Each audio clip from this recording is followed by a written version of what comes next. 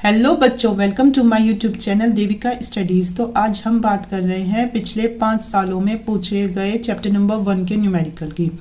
तो हमारा first numerical है कि एक कूलाम में कितने इलेक्ट्रॉन होते हैं।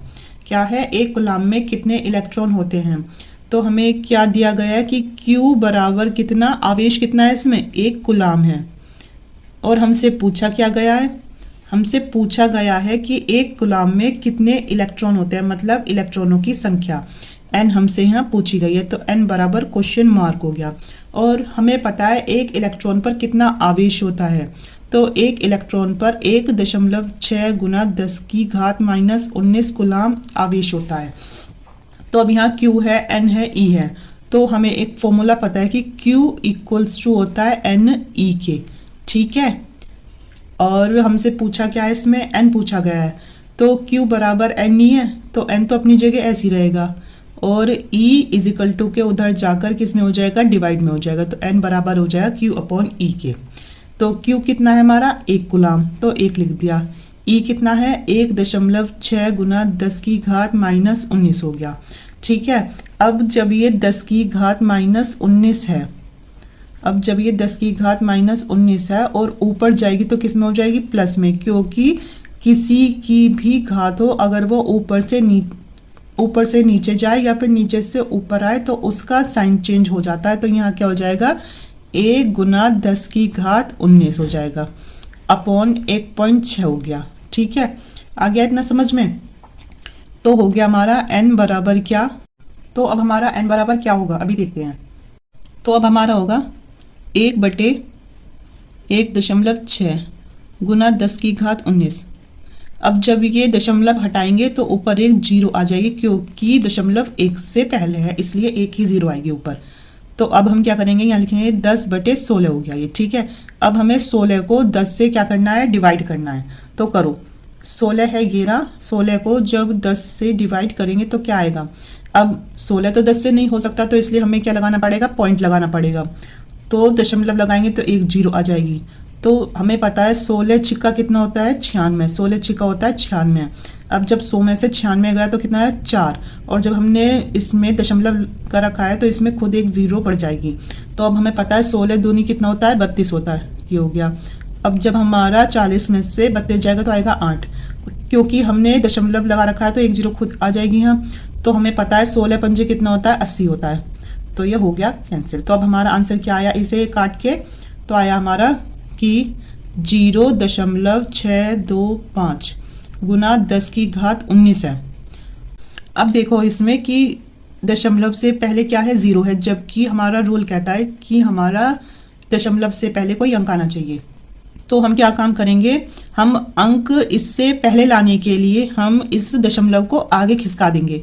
और जब हम इसे आगे खिसकाएंगे तो क्या आएगा, 6.25 गुना कितना आगे खिसका है, 1। तो इसका मतलब इसमें से 1 कम करना है। तो हो जाएगा हमारा 6.25 गुना 10 की घात 18 इलेक्ट्रॉन, ठीक है। तो यही हमसे पूछा था कि इसकी कितनी संख्या है इलेक्ट्रॉन की, तो इतनी है। तो ये था हमारा न्यूमेरिकल नंबर 1। अब हमें दूसरा न्यूमेरिकल दिया गया है कि 2 बिंदु आवेशों के बीच स्थिर वैद्युत बल F है। यदि इन आवेशों को उतनी ही दूरी पर जल के बराबर 80 में रख दिया जाए तब उनके बीच कितना बल रहेगा। तो हमें पता है कूलाम के नियम के अनुसार क्या है, इसमें क्या बोला गया कि 2 बिंदु आवेश हैं। तो एक बिंदु आवेश Q1 है, एक बिंदु आवेश Q2 है। दोनों के बीच की दूरी क्या होती है, r, किसके अनुसार, कूलाम के नियम के अनुसार। तो कूलाम के नियम का फिर फॉर्मूला क्या होता है, बल क्या होता है, F equals to 1/4 pi epsilon not into Q1 Q2 upon R square, ठीक है। अब आगे दिया गया है यदि इन आवेशों को उतनी ही दूरी पर, मतलब जितनी दूरी पर ये हैं उतनी ही दूरी पर किस में रखेंगे, जल में। मतलब इन आवेशों को Q1 और Q2 आवेश को उतनी ही दूरी पर जितनी पर ये रखा था, अब किस में रख दिया है, जल में रख दिया है इन्हें। ये हमारा जल, ठीक है। और जहाँ K कितना दे रखा है, 80। और K है क्या, K होता है हमारा परावैद्युतांक। क्या है, परावैद्युतांक, ठीक है। तो के बराबर 80 दे रखा है। अब ये इक्वेशन नंबर 1 हो गई और इससे क्या निकली, अब ये तो था एफ है तो यही चीज़, तो अब ले लेंगे इसे क्या एफ डैश। तो एफ डैश क्या होगा 1/4 पाई एप्सिलॉन नॉट तो है ही, पर इसमें क्या एक्स्ट्रा आया के आया परावैद्युतांक, तो उसमें के की गुना भी हो जाएगी into Q1 Q2 upon R square हो गया। ठीक है, तो अब इस के को आगे ले आते हैं तो होगा एफ डैश इक्वल्स टू 1/के। अब इस के को आगे ले आते हैं तो जब के को आगे लाएंगे तो होगा हमारा एफ डैश इक्वल्स टू 1/के into 4 pi epsilon not into Q1 Q2 upon R square के हो गया ये। अब जो हमें पता है ये क्या है, ये पूरा किसके बराबर है, एफ के बराबर है, जो हमारी इक्वेशन नंबर 1 है। तो हम लिखेंगे यहाँ समीकरण 1 से, किससे, समीकरण 1 से। तो एफ डैश तो अपनी जगह ऐसी रहा और 1/के भी ऐसी रहा, लेकिन इस पूरे की जगह क्या आ गया, एफ आ गया, क्योंकि इस पूरे का एफ मान है तो इंटू हो गया एफ। ठीक है, तो हमारा क्या आंसर आया। और हाँ, के की कितनी वैल्यू दे रखी थी, यहाँ के की 80 वैल्यू दे रखी थी, तो उसे पुट कर दो इंटू एफ हो गया।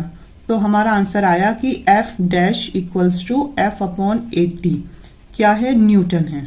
ठीक है, तो ये हमारा इस न्यूमेरिकल का आंसर है। आई होप आपको ये अच्छे से समझ में आ गया हो।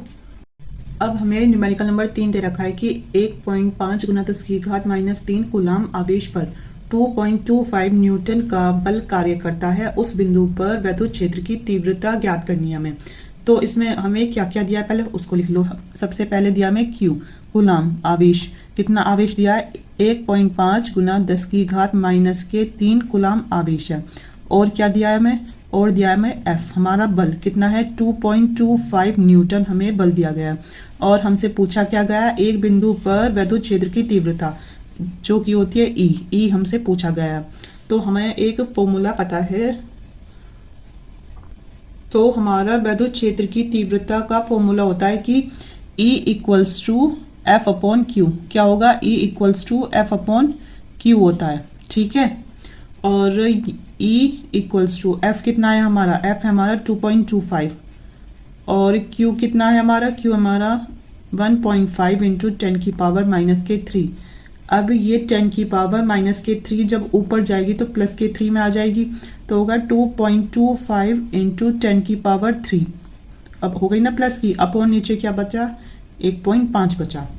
अब इधर तो दशमलव के बाद कितनी संख्या है 2, इधर दशमलव के बाद कितनी संख्या है 1, तो इधर भी अगर 0 लगा दोगे तो कितनी हो गई 2, पॉइंट से हटा दो पॉइंट। ठीक है, अब क्या काम करोगे आप, अब यहाँ 150 को डिवाइड करना है किससे, हमें 225 से। तो कैसे करोगे, हमें पता है कि ये कटेगा 150 एकम 150। ठीक है, हो गया, कितना आएगा 75।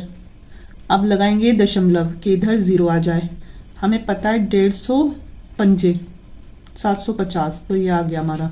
तो हमारा इसे और इसे काट के क्या आंसर आया, इसे और इसे काट के आया 1.5 गुना 10⁻³ कितना न्यूटन प्रति कूलाम, क्या है न्यूटन प्रति कूलाम। तो वैसे ये बहुत इजी था, इसमें क्या करना था कि जो हमें गिवन था क्यू था एफ था ई था ये सब इधर लिख दिया और हमारा फॉर्मूला लगा दिया और आ गया ये हमारा आंसर।